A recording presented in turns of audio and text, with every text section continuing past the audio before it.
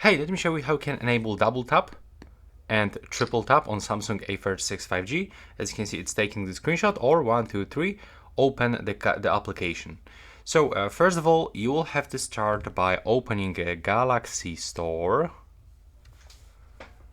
Now you have to click on apps and tap on the right upper corner, and you have to search for Good Luck. Once you actually find it, you will have to download, install and open. There we go. And after a few moments, you have to go for plugins, and you will have to get this one. It will be called the Reggae Star.